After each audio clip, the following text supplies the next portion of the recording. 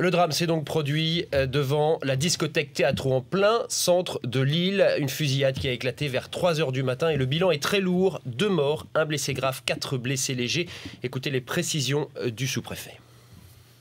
Après 3 h du matin, un individu qui s'était vu refusé par le videur de la discothèque le Théâtro rue Gambetta est revenu sur les lieux, armé d'une arme de gros calibre, peut-être une Kalachnikov.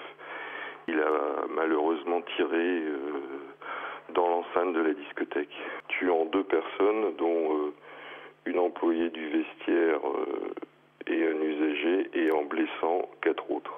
La police judiciaire a été saisie et l'auteur des coups de feu est activement recherché, puisqu'il a été identifié, puisque le videur, l'ayant reconnu comme une personne peu recommandable, lui avait refusé l'accès de l'établissement.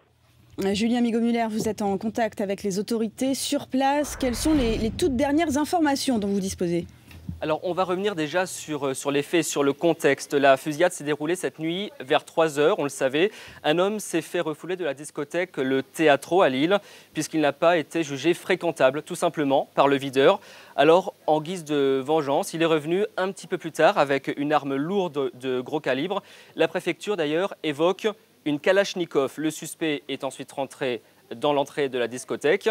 Il a tiré sur une employée, il l'a tuée sur le coup. Il a également tué un client immédiatement et 4 personnes ont été blessées. Est-ce qu'on a des témoignages sur place, Julien ? Alors, sur place, oui, un client qui affirme qu'il était au rez-de-chaussée sur la piste de danse.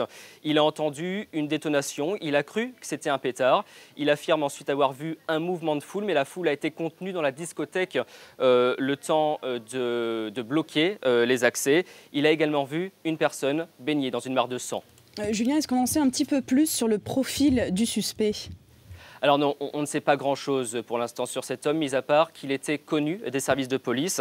Alors il semble avoir agi seul et puisqu'il a été vu par le vigile qui a pu le décrire, il est actuellement recherché très activement par la police judiciaire qui a été saisie de l'enquête. Merci Julien Migaud-Muller pour ces informations de dernière minute au cœur de la rédaction de BFM TV.